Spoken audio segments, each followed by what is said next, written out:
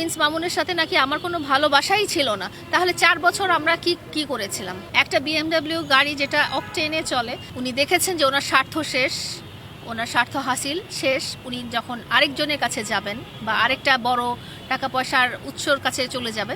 ওনার আইনজীবী আরেকটা কথা বলেছে, আপনি শুনেছেন কিনা, যে প্রিন্স মামুনের অবস্থা এখন এতটাই নাজেহাল যে মামলা পরিচালনা করার মতো আর্থিকভাবে যতটুকু স্বাবলম্বী হওয়া দরকার সেটা তার নেই। এই ব্যাপারটা আপনি একটু বলবেন, যেটা আপনি তার সাথে ছিলেন। এই ব্যাপারটা আমি আসলে বলতে চাই যে আসলে আইনজীবী যেহেতু তার পক্ষের, তো তার পক্ষ হয়েই বলবে, এটা খুবই স্বাভাবিক।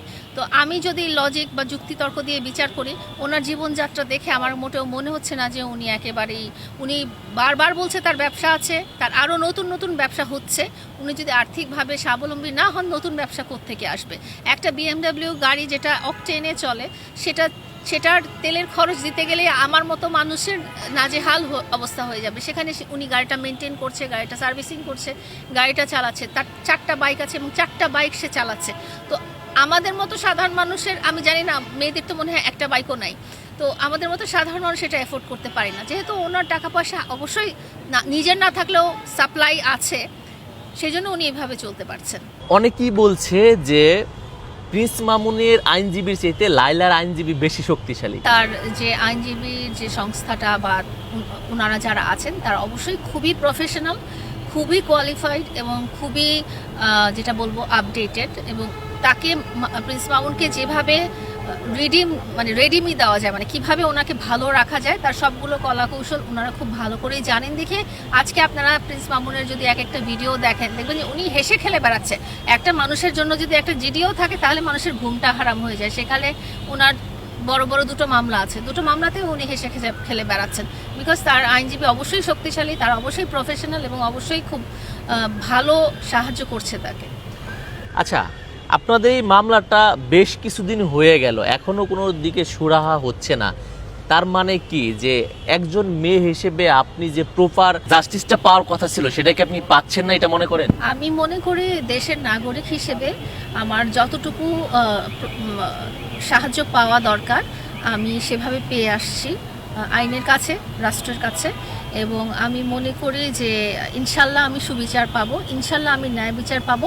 একটা মানুষ খুব সেলিব্রিটি হয়ে গেলেই বা মিলিয়ন ফলোয়ার্স থাকলেই বা সুন্দর চেহারা বা টাকা পয়সা থাকলেই যে সবার সাথে ইনজাস্টিস করতে না পারে বা একটা মানুষকে ভিকটিম বানায় ফেলতে না পারে, আমি আশাবাদী যে এটার আমি ন্যায় বিচার এবং সুষ্ঠু বিচার পাবো। প্রিন্স মামুন এবং লাইলার যে মামলাটা হচ্ছে, এটি একটি ভালোবাসা থেকে শুরু হয়ে আজকে এই মামলা পর্যন্ত পৌঁছেছে। সেই দিক থেকে যদি বলি, আপনাদের অনেক দিনের একটা রিলেশন ছিল, সেই জায়গা থেকে ভালোবাসার সংজ্ঞাটা আপনার দৃষ্টিতে কি? আমার দৃষ্টিতে ভালোবাসার সংজ্ঞাটা হচ্ছে ফেইথফুলনেস, অনেস্টি এবং একজন আরেকজনের প্রতি রেসপেক্ট। কিন্তু যখনই এই 3টার মধ্যে যে কোনো একটা চলে যাবে, তখন সেটা সম্পর্কিত বলবো না আমি, তখন ভালোবাসা আর বলবো না। সো ওর সাথে আমার এই বিষয়ক যে দ্বন্দ্বটা তৈরি হয়েছে, এটা তৈরি হয়েছে যে যখন উনি দেখেছেন যে ওনার স্বার্থ শেষ, ওনার স্বার্থ হাসিল শেষ, উনি যখন আরেকজনের কাছে যাবেন বা আরেকটা বড় টাকা পয়সার উৎসর কাছে চলে যাবেন, তখনই উনি আমার হাতটা ছেড়ে দিয়েছেন। তা আমার কথা হলো যে এটা উনি করতে পারেন না। এক নম্বর, একটা নারীর জীবন নিয়ে খেলতে পারেন না, একটা নারীকে সমাজে এভাবে সামনে এনে হেয় বা ছোট করতে পারেন না, এবং একটা নারীকে উনি শারীরিকভাবে অত্যাচারিত করতে পারেন না। কারো যদি সম্পর্ক না টিকানোর উদ্দেশ্য হয়, খুব ভালোভাবে মিউচুয়ালি দুজন বসে সম্পর্কটা শেষ করে ফেলা যায়। কিন্তু তার কাছ থেকে আপনি সমস্ত কিছু কেড়ে নেবেন, সমস্ত কিছু কেড়ে নিয়ে তারপরে আপনি তাকে মারবেন রাস্তাঘাটে বসে, এবং তারপরে আপনি সোশ্যাল মিডিয়াতে প্রকাশ করবেন যে ওর সাথে আমার আর সম্পর্ক নাই, আমাদের মধ্যে কোনো ভালোবাসাই ছিল না। আজকে একটা লাইভে উনি বলেছেন প্রিন্স মামুনের সাথে নাকি আমার কোনো ভালোবাসাই ছিল না। তাহলে 4 বছর আমরা কি করেছিলাম?